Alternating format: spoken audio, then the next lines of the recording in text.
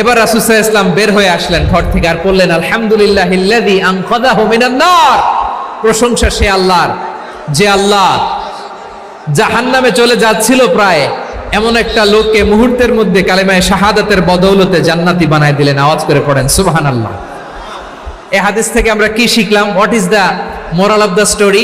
এক নম্বর স্টোরি হলো, প্রতিবেশী ইহুদি হোক হিন্দু হোক, যাবেন, সুসম্পর্ক রাখবেন, উপহার দিবেন, বিপদে পাশে দাঁড়াবেন, তাইলেই তো আপনাদের প্রতি, মুসলমানদের প্রতি তারা আকৃষ্ট হবে, ঠিক কিনা বলেন?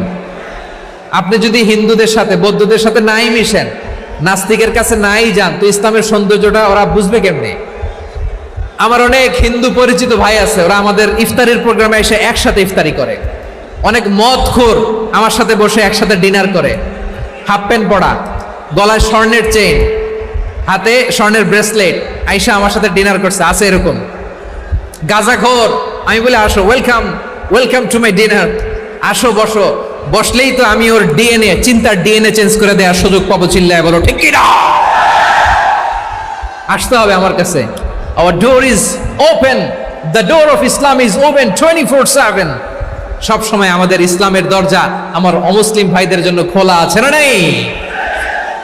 এই হাদিস থেকে দুইটা শিক্ষা। এক নম্বর শিক্ষা, প্রতিবেশী মুসলিম হোক অমুসলিম হোক, যান, অসুস্থ হইলে একটু আপেল নিয়ে যান, আঙ্গুর নিয়ে যান, কমলা নিয়ে যান, তাদের সাথে ভালো আচরণ করেন।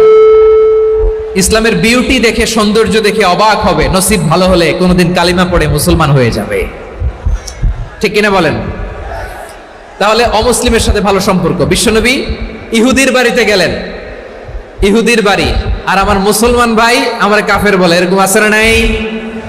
হ্যাঁ, মুসলিম মুসলিমরা দেখতে পারে না, সহ্য করতে পারে। বিশ্বনবী সাল্লাল্লাহু আলাইহি ওয়াসাল্লাম ইহুদির বাড়িতে গেলেন, এটা একটা শিক্ষা। আরেকটা শিক্ষা হলো, ভাইয়েরা ধাক্কা মেরে এসে সামনে এসে কি লাভ? প্রোগ্রাম তো শেষ হচ্ছে, এখনই শেষ হচ্ছে তো। এই যে আমাদের বকশি ভাই ওয়াদা নিল, হাত তোলালো, মিম বলে এত কথা বললো, তো আমি জেলায় জেলায় যে খালি হাত নাড়াই তোমাদের জন্য নাকি? হ্যাঁ, হাত নাড়াই শুধু। এই ধাক্কাইতে ধাক্কাইতে এদিকে এসে হাত নাড়াইতেছে, হয়েছে তো, দেখলাম তো, ঠিক আছে, মাশাআল্লাহ, অনেক সুশৃঙ্খল, অন্যান্য যে কোনো জেলার জন্য সুশৃঙ্খল। আমার দিকে তাকাও, আমার দিকে তাকাও, ঠিক আছে। এই যে দাঁড়িয়ে আছে, একটা ছেলে নড়ে না, দেখছেন? মাশাআল্লাহ মাশাআল্লাহ মাশাআল্লাহ। হ্যাঁ, এইভাবেই। আর কয়েকটা মজাদার কথা আছে, শোনো। এই হাদিস থেকে আমাদের শিক্ষা হলো, আমার প্রতিবেশী যেই ধর্মের হোক আমি সম্পর্ক রাখবো। অসুস্থ হলে যাব, কি বলেন ভাইরা? যাবেন না? যাবেন না আপনারা? আচ্ছা, 2 নম্বর শিক্ষা হলো, বিষ্ণু ঈসা ইসলামের খাদেম ছিল ইহুদি, এতদিন খেদমত করলো, একদিনও বিশ্বনবী ওরে কালিমার দাওয়াত দেয় নাই।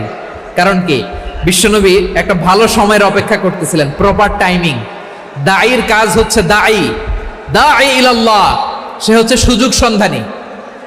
দাঈ সুযোগ খোঁজে, কখন দাওয়া দিলে ব্যাটে বলে হবে, ঝোপ বুঝে কোপ মারে, ঠিক কিনা বলেন? বিষ্ণু ইসলাম ভালো সময়ের অপেক্ষা করতেছিলেন, দেখি ভালো সময় আসুক আসুক আসুক আসুক। আস্তে আস্তে এমন সময় আসছে, ছেলে এবার মুমূর্ষ। অসুস্থ ব্যক্তির হৃদয় অত্যন্ত নরম থাকে, হসপিটালে যখন কেউ যায় তার হৃদয়টা বড্ড নরম থাকে, মৃত্যুর ভয়ে তার অন্তরটা নরম থাকে, ঠিক কিনা বলেন?